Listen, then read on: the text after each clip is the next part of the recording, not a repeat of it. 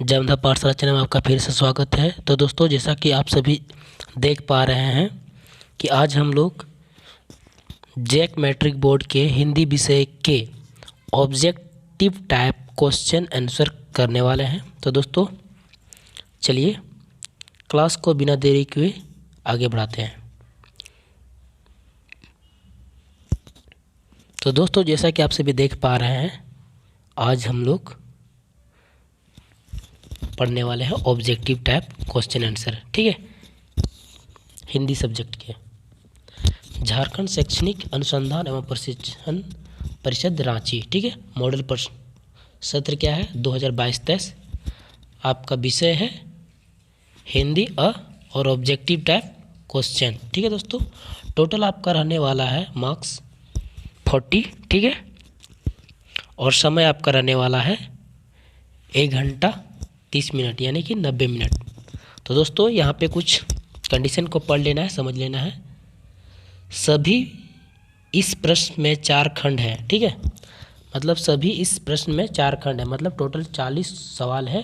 तो 40 सवाल में हर एक सवाल में 4-4 ऑब्जेक्टिव टाइप क्वेश्चन है, मतलब विकल्प है। ठीक है, सभी प्रश्न अनिवार्य है, मतलब सॉल्व करने के दृष्टि से दोस्तों। ठीक है, टोटल कितना है 40 प्रश्न है। ठीक है दोस्तों, सभी प्रश्न के लिए 1 अंक निर्धारित है, मतलब आप एक सवाल बनाएंगे सही तो आपको 1 नंबर दिया जाएगा दोस्तों। ठीक है,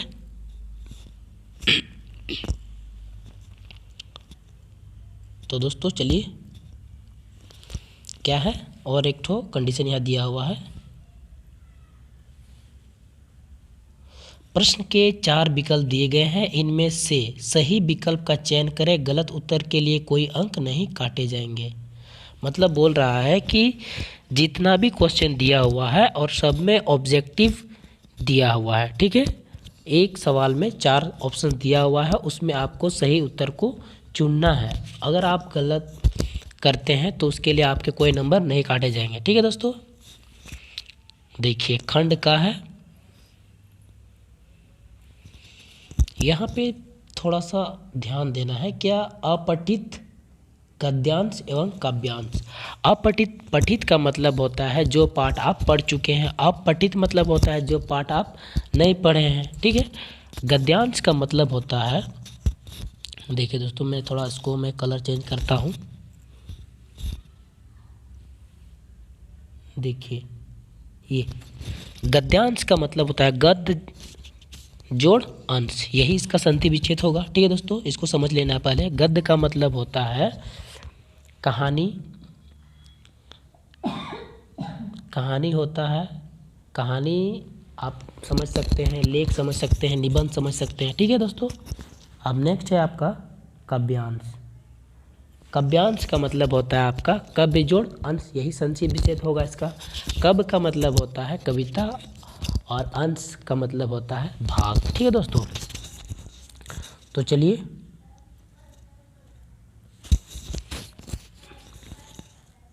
थोड़ा सा मैं ऊपर कर लेता हूँ। यहाँ पे बोल रहा है दोस्तों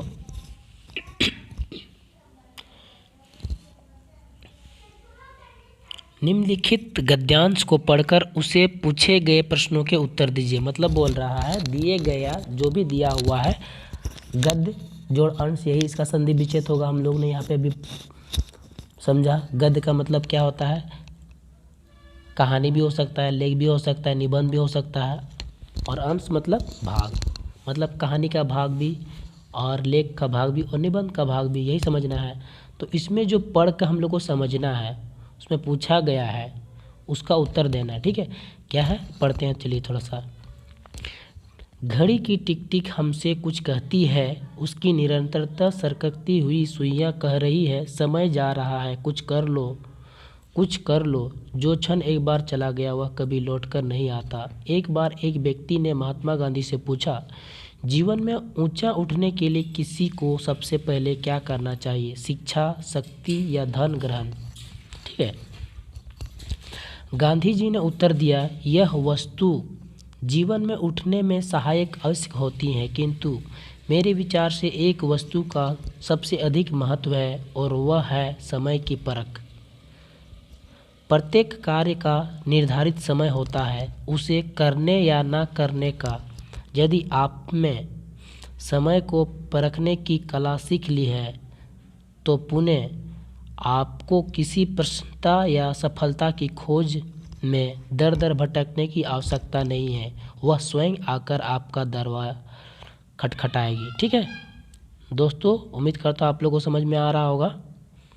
ज़्यादा अगर इसमें समझाएंगे तो टाइम थोड़ा ज़्यादा लगेगा। फिर यहाँ क्या है, हमें समय का मूल्य समझना चाहिए, साथ ही समय के अनुसार काम करना चाहिए। जीवन की यही कुंजी है। जो लोग निरंतर असफल होते हैं वह प्रायः प्रतिकूल परिस्थितियों को बुरा भला करने लगते हैं। वस्तुतः बड़ी असफलता का कारण दुर्भाग्य नहीं होता, अपितु समय को गलत समझने की भूल होती है। यूनान के सबसे बड़े दार्शनिक, जिसको हम लोग फिलोसोफर बोलते हैं, अरस्तु ने इसे और भी अधिक स्पष्ट करते हुए कहा है, प्रत्येक व्यक्ति को उचित समय पर उचित व्यक्ति से उचित मात्रा में उचित उद्देश्य के लिए उचित ढंग से व्यवहार करना चाहिए। वस्तुतः एक एक्शन से प्रत्येक व्यक्ति का संबंध रहता है, किंतु व्यक्ति उसके महत्व को नहीं समझता। अधिकतर व्यक्ति सोचते हैं कि कोई अच्छा समय आएगा तो काम करेंगे। इसी उधेड़बुन ने वे वह जीवन के अमूल्य जनों को खो देते हैं। वे दिनों, मासूम और वर्षों को किसी शुभ क्षण की प्रतीक्षा में बिता देते हैं। बिना हाथ पांव हिलाए संसार की बहुत बड़ी संपत्ति छप्पर फाड़ कर उसके हाथ लग जाए। वास्तव में पुरुष जिस समय चाहे शुभ क्षण बन सकता है।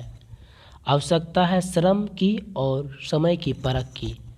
तो दोस्तों, उम्मीद करता हूँ ये गद्यांश आपको समझ में आई होगी। अगर समझ में नहीं आई तो फिर से आप इसको दोबारा सुन लें ताकि समझ में आएगा। तो चलिए अब सवाल को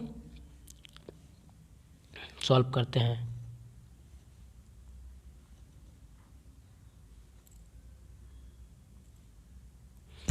तो क्या है दोस्तों, पहला सही विकल्प चुने। ठीक है, पहला सवाल है आपका, घड़ी की निरंतर सरकती हुई सुइयों से क्या कहती है। मतलब पूछ रहा है घड़ी की जो सुइयां हैं सरक रही है, टिक टिक टिक टिक टिक टिक सरक रही है, वो क्या कहती है।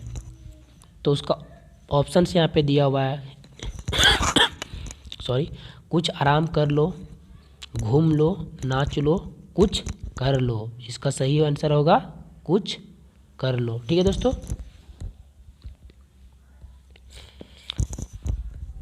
सवाल नंबर 2, गांधी जी ने किस वस्तु का अधिक महत्व बताया। इसका अभी जो हम लोग गद्यांश में पढ़े हैं, ठीक है, शिक्षा का महत्व बताया, शक्ति का महत्व बताया, समय की परख का, धन संग्रह का, क्या चीज़ शिक्षा। तो इसका हो गया, शिक्षा का नहीं है दोस्तों, शक्ति का भी नहीं है, धन ग्रह का भी नहीं है, महत्व है तो समय की परख का। ठीक है, आपका सही आंसर सी हो जाएगा। ठीक है, किधर घूम जा रहा है। ठीक है, तो हम लोग नेक्स्ट सवाल पे चलते हैं।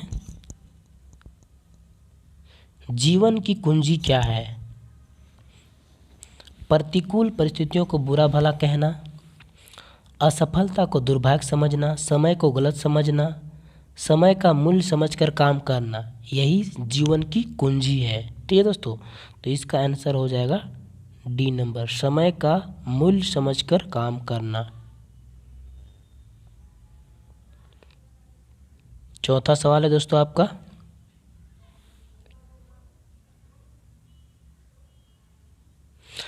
अधिकतर व्यक्ति जीवन के मूल्य क्षण किस प्रकार खो देते हैं। ठीक है, सवाल नंबर 4, उधेड़बुन में, ऊंचा उठने में, द्वार खटखटाने में, इनमें से कोई नहीं। हम लोग गद्यांश में पढ़ चुके हैं, तो इसका आंसर ए नंबर होगा। अधिकतर व्यक्ति जीवन के अमूल्य क्षण किस प्रकार खो देते हैं, उधेड़बुन में। ठीक है, तो इसका सही आंसर उदड़बून में है ना। नेक्स्ट है हम लोग का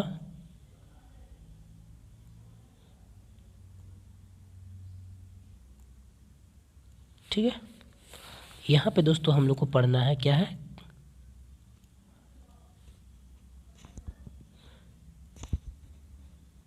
काव्यांश। काव्य जोड़ अंश। काव्य क्या मतलब होता है, कविता और अंश का मतलब होता है भाग। निम्नलिखित काव्यांश को ध्यानपूर्वक पढ़कर उससे पूछे गए प्रश्नों के उत्तर दीजिए। ठीक है, तो दोस्तों चलिए उत्तर देना है। कुछ भी बन बस कायर मत बन, ठोकर मार पटक माथा, तेरी राह रोकते पाहन। कुछ भी बन बस कायर मत बन, ले देकर जीना क्या जीना, कब तक गम के आंसू पीना। मानवता ने खींचा तुझको, बहा युगों तक खून पसीना, कुछ ना करेगा क्या करेगा।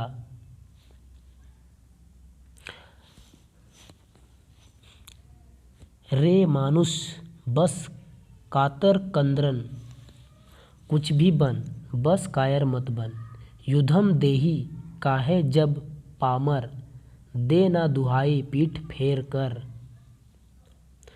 या तो जीत प्रीत के बल पर, या तेरा पथ चूमे तरकस। दोस्तों ये रहा आपका कविता का भाग था। ठीक है, तो इसमें पूछा है निम्नलिखित वस्तुनिष्ठ प्रश्नों के सही विकल्प को चुनें। सवाल नंबर 5, कविता के अनुसार किस प्रकार का जीवन व्यर्थ है। मेहनत करके जीवन जीना, खून पसीना लगाकर मेहनत करना, अपने प्रेम से संसार के युद्ध जीतना, डी कायर बन के चुपचाप रहना। कविता का कहना है देखिए यहाँ पे पूछा है कविता है तो कवि के अनुसार किस प्रकार का जीवन व्यर्थ है, कायर बन के चुप रहना। तो इसका सही आंसर डी नंबर होगा। ठीक है, नेक्स्ट सवाल है दोस्तों 6 नंबर का। ठीक है, रे मानुष बस कातर क्रंदन का आशय होगा। ठीक है, क्या होगा, आशय होगा। गम के आंसू पीना, खून पसीना बहाना, दुख से रोना, इनमें से कोई नहीं। ठीक है, तो इसका सही आंसर होगा दोस्तों खून से दुख से रोना। ठीक है, अब हम लोग चलते हैं 7 नंबर का क्वेश्चन। कवि मनुष्य से क्या कहना चाहते हैं। ठीक है, दुख का रोना रोता रहे, विपरीत परिस्थितियों को देखकर डर जाए, बस चुपचाप अपनी जिंदगी जिए, मनुष्य कायर बन कर ना रहे। तो इसका सही आंसर होगा कवि मनुष्य से कहना चाहता है कि मनुष्य कायर बनकर ना रहे। तो इसका आंसर डी हो गया दोस्तों। ठीक है, नेक्स्ट चलते हैं क्वेश्चन 8 पर चलते हैं।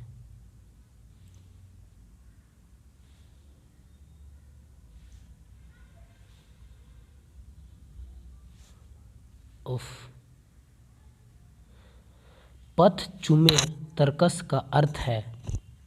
तो दोस्तों 8 नंबर का हम लोग का हो गया, पथ में कांटे हैं, पथ में फूल हैं, पथ में तारे हैं, इनमें से कोई नहीं। तो क्या हो गया, पथ चूमे तरकस का अर्थ, तरकस मतलब कांटा होता है दोस्तों, पथ में कांटे हैं, मतलब इसका सही आंसर होगा ए नंबर। ठीक है, तो जिंदगी इतना आसान नहीं है ना। तो अब हम लोग चलते हैं खंड ख व्यवहारिक व्याकरण। ठीक है, अब हम लोग चलते हैं खंड ख व्यवहारिक व्याकरण। निम्नलिखित प्रश्नों के सही उत्तर का चयन करें। जिस वाक्य में कर्ता, क्रिया और कर्म उपस्थित हो वह कौन सी क्रिया होती है। ठीक है दोस्तों, तो हम लोग 9 नंबर, आप सभी जानते होंगे, टेंस पढ़े होंगे और हिंदी व्याकरण भी पढ़े होंगे। तो हम लोग बी देखिए 10 नंबर, हम लोग को 9 नंबर पढ़ना है। ठीक है, तो 9 नंबर का आंसर क्या होगा, देखते हैं क्या है। जिस वाक्य में कर्ता, क्रिया और कर्म उपस्थित हो वहाँ कौन सी क्रिया होती है। तो दोस्तों क्या हो जाएगा, अकर्मक क्रिया, बी में सकारात्मक क्रिया, प्रेरणात्मक क्रिया, सार्थक है। देखिए क्या है, सकर्मक क्रिया होगा दोस्तों। ठीक है, तो इसका हो गया सकर्मक क्रिया। सवाल नंबर 10, कौन सा वाक्य अकर्मक क्रिया का उदाहरण है। कौन सा वाक्य अकर्मक क्रिया का उदाहरण है। तो इसका हो जाएगा, गीता पत्र लिखती है, ये क्या है, सकारात्मक है। बंदर नाचता है, बंदर नाचता है। रमेश पुस्तक पढ़ता है, रोहित ने गीत गाया। तो दोस्तों इसमें क्या है, बी नंबर इसका हो जाएगा, बंदर नाचता है। ठीक है, ये है अकर्मक। इसमें क्या है कि देखिए सब्जेक्ट है और क्या है, क्रिया है। ठीक है, मतलब कर्ता, कर्ता और क्रिया है, इसमें ऑब्जेक्ट अनुपस्थित है, मतलब इसमें ऑब्जेक्ट नहीं है। तो क्या हो जाएगा इसका, अकर्मक क्रिया, बंदर नाचता है, बी नंबर होगा। अब हम लोग चलेंगे 11 नंबर में। मैंने संदेश भिजवाया, क्रिया के भेद का नाम बताइए। ठीक है दोस्तों, इसमें दिख नहीं रहा है, थोड़ा इसको ऊपर कर लेते हैं 11 नंबर में। तो दोस्तों देखिए इसमें क्या है, मैंने संदेश भिजवाया, क्रिया के भेद का नाम बताइए, 11 नंबर का। तो क्या हो जाएगा इसका, ए नंबर में है अकर्मक क्रिया, सकर्मक क्रिया, द्विकर्मक क्रिया, प्रेरणार्थक क्रिया। ठीक है दोस्तों, तो इसका क्या हो जाएगा, मैंने संदेश भिजवाया, क्रिया के भेद का नाम बताइए। जैसे मैंने संदेश भिजवाया, इससे मतलब क्या पता चल रहा है, क्रिया के भेद बताइए, है ना, भेद का। तो ये किस प्रकार का है, ये है प्रेरणार्थक क्रिया। तो इसका हो जाएगा डी नंबर। चलिए 12 नंबर पे चलते हैं। दादी बच्चों को कहानी सुनाती है, इनमें से क्रियापद कौन है। क्रियापद, ठीक है, दादी कहानी बच्चों को सुनाती है। देखिए दादी बच्चों को कहानी सुनाती है, तो इसमें पूछ रहा है क्रियापद, मतलब देखिए कुछ सुनाना, ये क्या हो गया, ये कोई क्रिया, कोई एक्शन है। ठीक है, तो इसका डी हो जाएगा इसका आंसर, सुनाती है। ठीक है, अब नेक्स्ट चलते हैं 13 नंबर की ओर। 13 नंबर का सवाल है दोस्तों, पिताजी के द्वारा अखबार पढ़ा गया, वाक्य का कौन सा भेद है। ठीक है, 13 नंबर, कर्तव्यवाच्य, कर्मवाच्य, भाववाच्य, इनमें से कोई नंबर, इनमें से कोई नहीं। तो दोस्तों देखिए, पिताजी के द्वारा अखबार पढ़ा गया, वाक्य का कौन सा भेद है। तो 13 नंबर का आंसर हो जाएगा बी नंबर। ठीक है, कर्म वाच्य होता है। ठीक है, अब नेक्स्ट चलते हैं सवाल नंबर 14।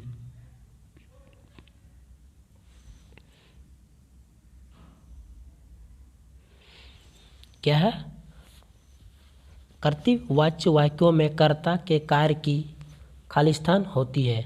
तो पूछ रहा है इसमें, पूछो कि खालिस्तान को भरना है, प्रधानता,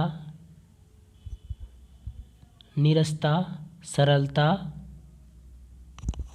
इनमें से कोई नहीं। तो इसमें पूछ रहा है वाक्यों में कर्ता के कार्य की प्रधानता होती है। ठीक है, मान लेते हैं कोई भी, अगर मान लेते हैं हम लोग हिंदी पढ़ते हैं, तो हम लोग हिंदी पढ़ते हैं, इसमें कार की प्रधानता कौन है? हम लोग हैं। हम लोग ही नहीं रहेंगे तो फिर हिंदी पढ़ने वाला कौन रहेगा? ठीक है, तो इसका आंसर क्या हो जाएगा? 14 नंबर का ए नंबर हो जाएगा। ठीक है दोस्तों, अब 15 नंबर में हो जाएगा आपका, गर्मियों में खूब आम खाया जाता है।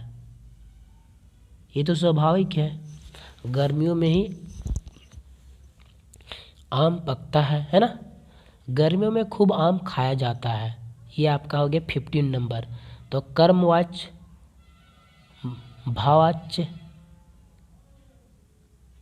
कर्तव्यवाच्य, इनमें से कोई नहीं, तो इसका हो जाएगा भाववाच्य। 15 नंबर का हो जाएगा भाववाच्य। 16 नंबर का सवाल आपका हो गया यहाँ पे, यथाशक्ति कौन सा समास है? तो दोस्तों उम्मीद करता आप लोग जरूर पढ़े होंगे स्कूल में हिंदी व्याकरण, है ना। 16 नंबर का हम लोग पढ़ने वाले हैं। चलिए, क्या है? यथाशक्ति कौन सा समास है? तो क्या है? अव्ययी भाव समास, कर्मधारय समास, तत्पुरुष समास, द्वंद्व समास। तो इसमें यथाशक्ति समास जो है दोस्तों, इसका 16 नंबर का अव्ययी भाव समास है ना, ए नंबर का इसका आंसर होगा। ठीक है, अब हम लोग चलते हैं 17 नंबर में।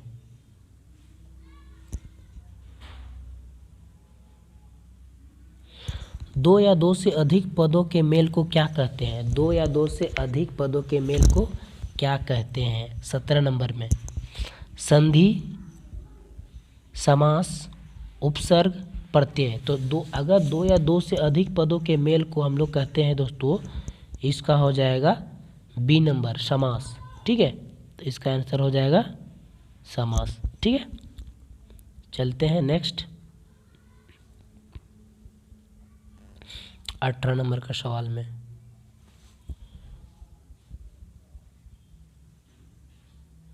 दो या दो से अधिक पदों के मेल को क्या कहते हैं?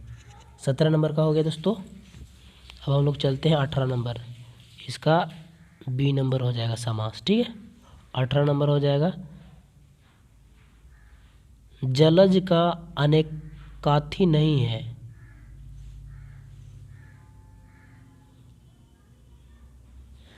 जलज का अनेकार्थी नहीं है।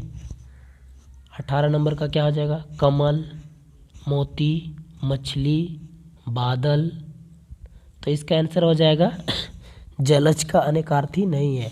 कमल जल में ही होता है, मोती जल में होता है, मछली जल में ही होता है, बादल आसमान में होता है। ठीक है दोस्तों, तो इसका हो जाएगा 18 नंबर का बादल हो जाएगा। ठीक है, 19 नंबर का हो जाएगा नेक्स्ट सवाल, समुच्चय बोधक अव्यय के दो प्रमुख भेद कौन से हैं? समुच्चय बोधक अव्यय के दो प्रमुख भेद कौन से हैं?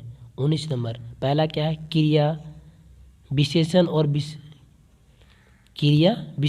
विशेषण, सरल और संयुक्त, समानाधिकरण और व्याधिकरण।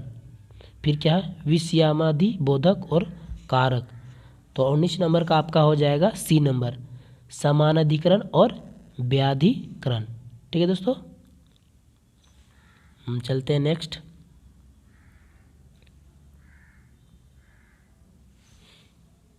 नेक्स्ट हो गया है, विद्यार्थी अध्ययन खालिस्तान सफल नहीं हो सकते, रिक्त स्थान में उचित अव्यय होगा। पूछ रहा है 20 नंबर में कौन सा होगा। ठीक है, विद्यार्थी अध्ययन खालिस्तान सफल नहीं हो सकते, मतलब क्या है यहाँ पे? विद्यार्थी पढ़ाई के बिना सफल नहीं हो सकते, तो इसका सटीक से जवाब हो जाएगा आपका ए नंबर, है ना। विद्यार्थी पढ़ाई के बिना सफल नहीं हो सकते। ठीक है, नेक्स्ट आपका हो गया 21, मिश्र वाक्य में एक प्रधान उपवाक्य और शेष कौन सा उपवाक्य है होता है? ठीक है, मिश्र वाक्य में एक प्रधान उपवाक्य और शेष कौन सा उपवाक्य होता है? तो दोस्तों क्या है? सरल उपवाक्य, आश्रित उपवाक्य, संयुक्त उपवाक्य, मिश्र उपवाक्य। तो इसका हो जाएगा बी नंबर। ठीक है, आश्रित उपवाक्य। चलते हैं नेक्स्ट। अब खंड ग पठित गद्यांश। पठित मतलब होता है जो पाठ आप पढ़ चुके हैं। गद्य मतलब क्या होता है, लेख हो गया, कहानी का भाग हो गया, लेख का भाग हो गया, निबंध का भाग हो गया, है ना। प्रस्तुत गद्यांश को पढ़कर उचित विकल्प का चयन करें। क्या है दोस्तों, बाल गोविंद भगत मंझोले कद के गोरे चिट्टे आदमी थे, 60 के ऊपर के ही होंगे, बाल पक गए थे, लंबी दाढ़ी या जटा जूट को नहीं सकते थे, किंतु हमेशा उनका चेहरा सफ़ेद बालों से ही जगमग किए रहता, कपड़े बिल्कुल कम पहनते, कमर में एक लंगोटी मात्र और सिर में कबीर पंथियों की सी कनपट्टी टोपी, जब जाड़ा आता एक काली कमली ऊपर से ओढ़े रहते, मास्क पर हमेशा चमकता हुआ रामानंदी चंदन जो नाक के एक छोर से ही औरतों के पीके की तरह शुरू होता, गले में तुलसी की जड़ों की एक बेड़ और माला बांधे रहते। तो दोस्तों उम्मीद करता हूँ आप लोग को समझ में आ रहा होगा। तो इसका 22 नंबर का सवाल है दोस्तों आपका, बाल गोविंद भगत का कद कैसा था, पूछ रहा है यहाँ पे, ठीक है। तो क्या कद कैसा था, यहाँ पे देखिए, बाल गोविंद भगत मंझोले कद के गोरे चिट्टे आदमी थे, तो कैसा था, मंझोला था, है ना। तो इसका 22 नंबर का क्या हो जाएगा, बी नंबर हो जाएगा, ठीक है दोस्तों। अब चलते हैं 22 नंबर पर, और 23 हो गया। तो इसका हो गया, बाल गोविंद भगत गले में कैसी माला बांधे रहते थे, ठीक है। कैसी माला बांधे रहते थे, तुलसी के, है ना, गुलाब के फूल की, ये भी नहीं थी, चमेली के फूल की, ये भी नहीं थे, सोने भी नहीं थे, तो क्या थे, तुलसी की, है ना। अब चलते हैं नेक्स्ट। अमीरुद्दीन का जन्म डुमराव बिहार के एक संगीत प्रेमी परिवार में हुआ। 5-6 वर्ष डुमराव में बिताकर वह नाना के घर ननिहाल काशी में आ गया। डुमराव का इतिहास से कोई स्थान बनता हो ऐसा कहीं नहीं लगा कभी, फिर भी यह जरूर है कि शहनाई और डुमराव एक दूसरे के लिए उपयोगी हैं। तो 24 नंबर में हम लोग को ऑब्जेक्टिव का क्वेश्चन देना है। क्या है, अमीरुद्दीन का जन्म कहाँ हुआ, देखिए अमीरुद्दीन का जन्म बिहार के एक डुमराव, है ना। तो क्या है इसमें 24 नंबर का हो जाएगा, इसमें बी नंबर डुमराव में, है ना। अब 25 में, कौन कौन एक दूसरे के लिए उपयोगी हैं, शहनाई और डुमराव, जैसे यहाँ पे आप देख पा रहे हैं शहनाई और डुमराव एक दूसरे के लिए उपयोगी हैं।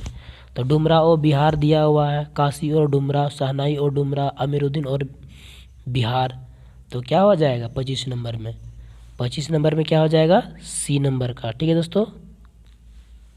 पठित काव्यांश, पठित मतलब जो पाठ आप पढ़ चुके हैं, काव्य का मतलब होता है कविता, अंश का मतलब होता है भाग। नेक्स्ट चलते हैं।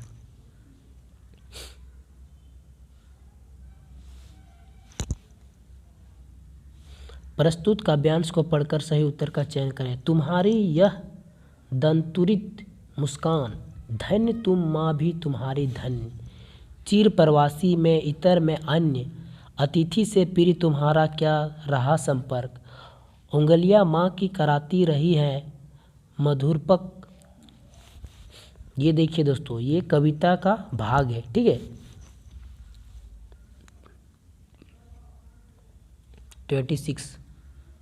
26 में क्या है, प्रस्तुत काव्यांश के कवि कौन है। 26 में क्या है, सूर्यकांत त्रिपाठी निराला, जयशंकर प्रसाद, नागार्जुन, महादेवी वर्मा। तो इसका क्या हो गया, ये नागार्जुन का कविता है, ठीक है। तो इस कविता का कवि कौन है, नागार्जुन है, ठीक है दोस्तों। आप 27 में चलते हैं। दंतुरित का क्या अर्थ है? 27। पहला, बिना दांत के, लंबे लंबे दांत, टेढ़े मेढ़े दांत, नए नए दांत। तो दोस्तों दंतुरित का क्या अर्थ है? जब बच्चा छोटा छोटा रहता है क्या नए नए दांत रहता है ना। तो इसका हो जाएगा डी नंबर। ठीक है, अब नेक्स्ट चलते हैं। बालकु बोधी बालकु बोली बधो नहीं तो ही। देखिए उपरोक्त काव्य, ये कविता कई पंक्ति के रचयिता, देखिए इसमें पूछ रहा है, उपरोक्त मतलब होता है ऊपर दिए गए, है ना। काव्य मतलब कविता की पंक्ति के रचयिता, कवि का नाम बताए। बोल रहा ऊपर ये जो है बालकु बोली बधो नहीं तो ही, ये है कविता का कुछ पंक्तियां हैं। इसकी रचना कौन कवि किया है, यही बोलना चाह रहा है। तुलसीदास, कबीरदास, सूरदास, देव। तो किसने किया है दोस्तों? 28 का ए नंबर, तुलसीदास का रचयिता है ना। अब 29 में हम लोग चलते हैं।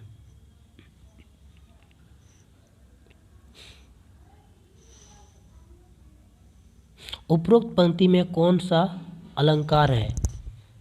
अलंकार, ठीक है। यमक, अनुप्रास, सलेस, इनमें से कोई नहीं। तो इसका क्या हो जाएगा? अनुप्रास, है ना।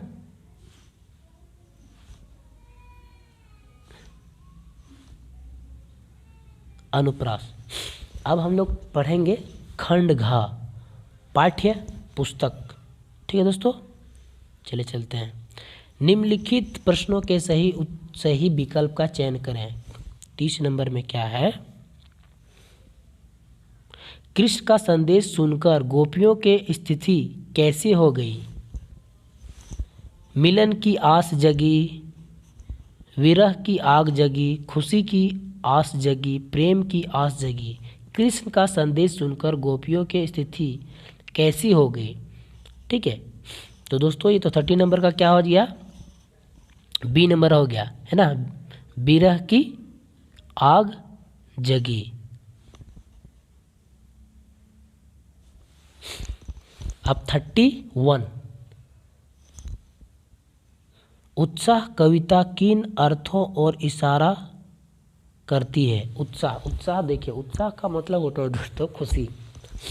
31, जीवन के संहार और विध्वंस की ओर, ललित कल्पना क्रांति चेतना के साथ नव निर्माण नव संचार की ओर, जीवन में निराशा और हताश की ओर, पूंजीपति और व्यापारियों के ओर। तो दोस्तों तो इसका उत्साह कविता किन अर्थों और इशारा करती है? 31 का आंसर बी नंबर हो जाएगा। ललित कल्पना क्रांति चेतना के साथ नव निर्माण नव संचार की ओर। ठीक है दोस्तों, अब हम लोग चलेंगे 32 नंबर का। मुख्य गायब की आवाज़ कैसी थी? मुख्य गायब की आवाज़ कैसी थी? हल्की फुल्की, चट्टान जैसी भारी, लड़की जैसी, तिनके जैसी कमज़ोर। तो दोस्तों 32 नंबर का हो जाएगा आपका बी नंबर, चट्टान जैसी। ठीक है। धुंधला, अब यहाँ 33 का हो गया, धुंधला प्रकाश किसका प्रतीक है? तो इसका हो जाएगा कम रोशनी, अंधेरा, अस्पष्ट सुख, आशा, शांति होना चाहिए था। धुंधला प्रकाश किसका प्रतीक है? क्या हो जाएगा? अस्पष्ट सुख, है ना। इसका करेक्ट आंसर हो जाएगा सी नंबर। अब 34 में मृग तृष्णा का अर्थ है। मृग तृष्णा का अर्थ है दोस्तों मृग की प्यास, मृग की दौड़, छलावा, दिखावा। 34 में क्या हो जाएगा? छलावा, मृग तृष्णा का अर्थ है छलावा, ठीक है।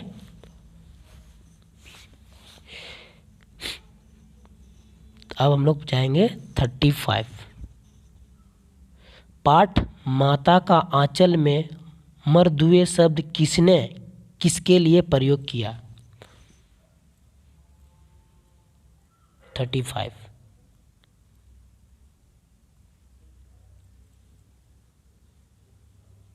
पाठ माता का आंचल में मर्दुए शब्द किसने किसके लिए प्रयोग किया।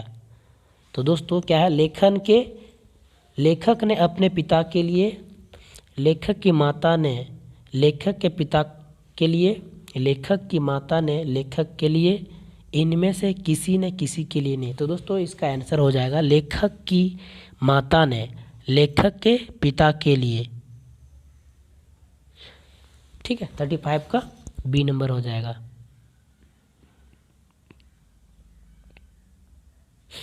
तो हम लोग दोस्तों 36 में हम लोग चलते हैं। 36 में आपका हो जाएगा, मूर्तिकार ने अंत में मूर्ति के नाक के लिए क्या सुझाव दिया। नकली नाक लगा दीजिए, मोहल्ले वालों की नाक लगा दीजिए, जिंदा नाक लगा दी जाए, पुरानी नाक लगा दी जाए। तो दोस्तों उम्मीद करता हूँ आप लोग कहानी को पढ़े होंगे। तो इसका हो जाएगा जिंदा नाक लगा दी जाए, ठीक है। अब हम लोग चलते हैं 37। साना साना हाथ जोड़ी प्रार्थना लेखिका ने किस देश की युवती से सीखी थी। बर्मा की, श्रीलंका की, नेपाल की, चीन की। तो दोस्तों इसका आंसर हो जाएगा सी नंबर, नेपाल की, ठीक है। अब नेक्स्ट हम लोग जानेंगे कैप्टन कौन था। 38। अवकाश प्राप्त सैनिक, आज़ाद सिंह फौज का सिपाही, चश्मा बेचने वाला, और नेक्स्ट क्या है, नगर पालिका का सदस्य। तो दोस्तों इसका आंसर हो गया आपका 38 का चश्मा बेचने वाला, ठीक है। अब हम लोग चलते हैं 39। 39 में चलेगा दोस्तों क्या है, लेखक ने खीरा खाने से क्यों इनकार कर दिया था। लेखक ने खीरा खाने से क्यों इनकार कर दिया था। खाने की इच्छा नहीं थी, आत्मसम्मान की रक्षा के लिए, घमंडी होने के कारण, दूसरों की चीज़ खाना पसंद नहीं था। तो दोस्तों देखिए लेखक ने खीर खाने से क्यों इनकार किया था, वजह है इसका आत्मसम्मान की रक्षा के लिए, ठीक है। तो इसका बी नंबर का आंसर होगा। तो दोस्तों तो चलिए हम लोग 80 क्वेश्चन की ओर, जो है हमारा लास्ट क्वेश्चन है वो है 40। फादर कामिल बुल्के हिंदी को किस रूप में देखना चाहते थे। फादर कामिल बुल्के हिंदी को किस रूप में देखना चाहते थे। एक बिल्ली के रूप में, समान भाषा के रूप में, राष्ट्रभाषा के रूप में, अंतर्राष्ट्रीय भाषा के रूप में। तो दोस्तों इसका एक बोली के रूप में भी नहीं। तो इसका करेक्ट आंसर हो जाएगा आपका सामान्य भाषा के रूप में। क्या है, नहीं दोस्तों, एक बोली के रूप में, समान भाषा के रूप में, राष्ट्रभाषा के रूप में, है ना। तो दोस्तों उम्मीद करता हूँ आप सभी को समझ में आया होगा। तो चलिए आज का क्लास इतना ही, बाकी सब नेक्स्ट क्लास में। तब तक के लिए धन्यवाद। जय हिंद, जय भारत।